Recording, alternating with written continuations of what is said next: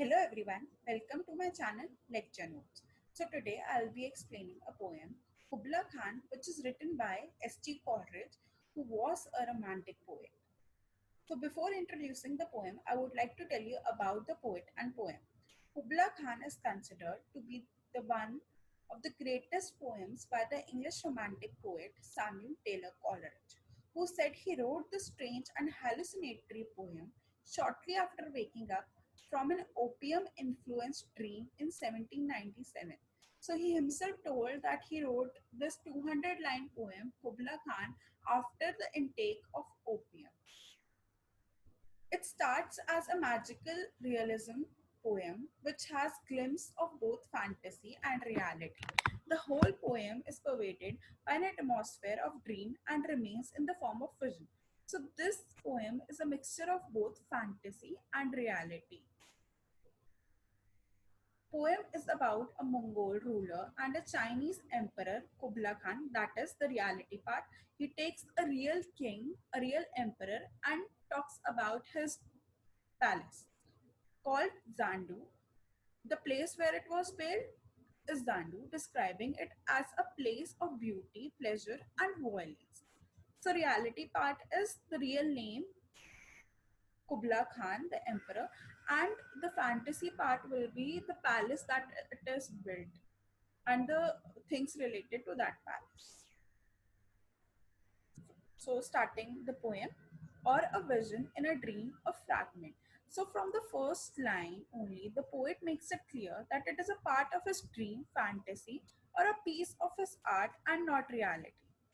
In Zandu, did Kubla Khan a stately pleasure dome decree where Alf, the sacred river, ran through caravans measureless to man down to a sunless sea. A stately pleasure dome decree that is the order.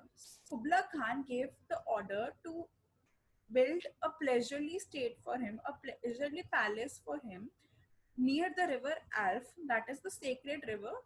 This is also an imaginary place as well as an imaginary river, and he gave the order to build a palace near this river. So here the river, which followed through unfathomable caves, Alf is probably a shortening of Greek letter Alpha. In the Bible book of Revelation, God announces I'm the Alpha and Omega, meaning the first and the last, the creator and the destroyer. By naming the river Alf, the speaker associates the river with the creative power, that is, suggesting that the river itself is a symbol for human creativity. Through caravans measureless to man, and sunless. So these terms like measureless and sunless, these words show the power, richness, and stately pleasure that an emperor Kubla Khan had. That how he wanted to create a palace that it should be measureless. It is not easily measured or accessible to a human being. And secondly, he wants to show his supremacy over the god or nature by creating a place, palace, or a place where sunlight could not enter easily. So twice 5 miles of fertile ground because of the river Alf.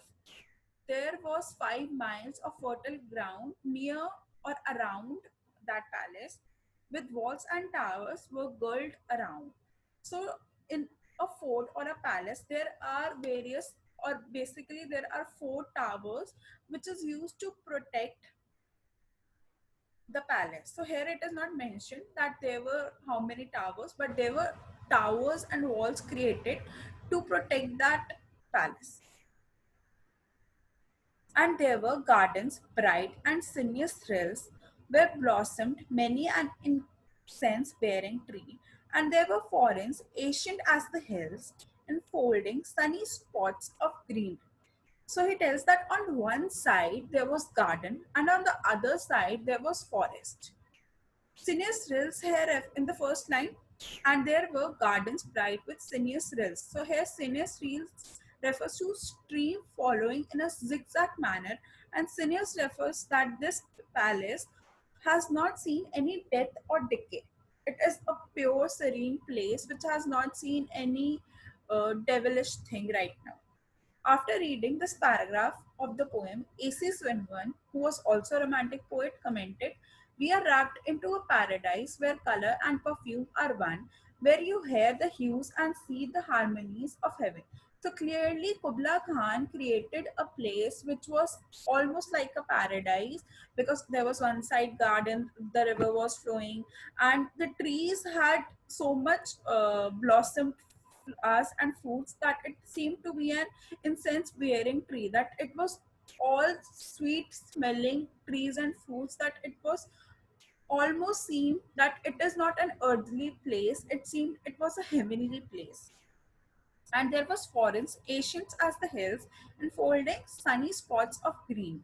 So on the one side there was beguiling garden, and on the other hand it was aesthetic forest, mixture of modern and ancient, which seemed to be too heavenly on earth. Gardens here reflect the extent of Kubla Khan's power, his ability to dominate the natural world surrounding the palace.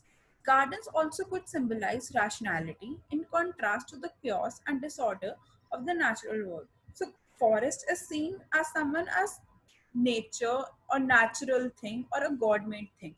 On the other hand, garden is created by a human. It is a human-made thing. So, the palace was surrounded by both an aesthetic nature as well as a modern human-made things, enfolding sunny spots of greenery. So he created a place that there was a palace also, and it was full of sunlight taking greenery forest also. Kubla Khan shows he, and had the capacity to bend the landscape to one's will.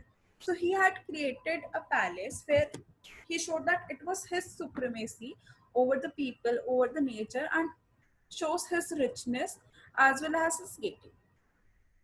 But oh, that deep romantic chasm which slanted down the green hill earthward, a sedan cover, a savage palace as holy and enchanted, as beneath a warning moon was haunted by woman wailing for her demon lover.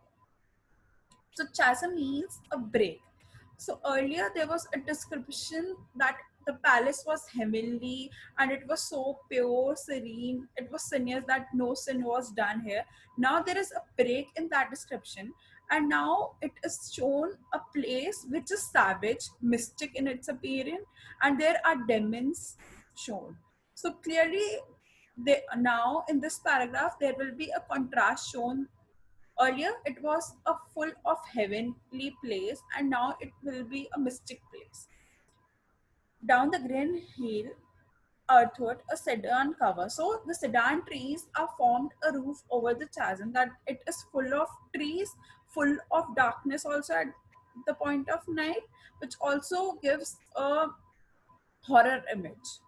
Then Coleridge then gives a medieval tale of love and romance. It was high, majestic, and romantic place, but wore a mystic aspect. When the moon declined in the night, a woman wept for the lover. So in these lines, poet introduced a gothic element. What is a gothic element? That is a setting of mystery and fear. So at the time of the night, a woman used to cry or howl for her lover, and the lover specifically as described as a demon, which shows the mystic aspect or an horror, create an image of horror in the mind of the readers. So clearly introducing a goth element, a horror element for the readers. And for this chasm with ceaseless turmoil seething, as if the earth in fast, thick pants were breathing. So from the chasm, a fountain gushed forth big stones so violently that the trembling earth appeared like a man breathing hard before dying. A mighty fountain momently was forced amid those swift half intermittent bursts, huge fragments fall like rebounding hail, or shafty grain beneath the threshold fell. So the big rocks or the big stones used to ooze out from the earth, and it used to appear, the sounds used to appear like it a old man is trying to breathe very heavily and he is unable to. So it is shown like an horror image or a gothic image in the minds of reader. Then the huge stones used to fall on the ground in all directions like hailstorm from the sky, and when they fell, it creating a roaring sound.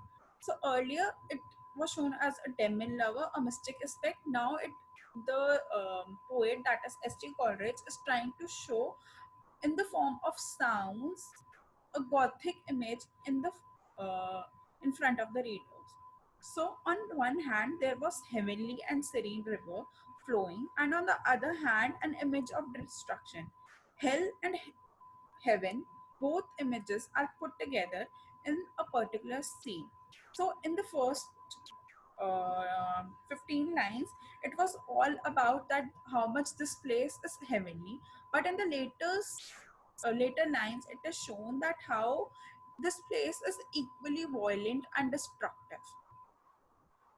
So thank you for watching this video, and I'll be posting the rest of the poem in my next video, and do like and subscribe my channel.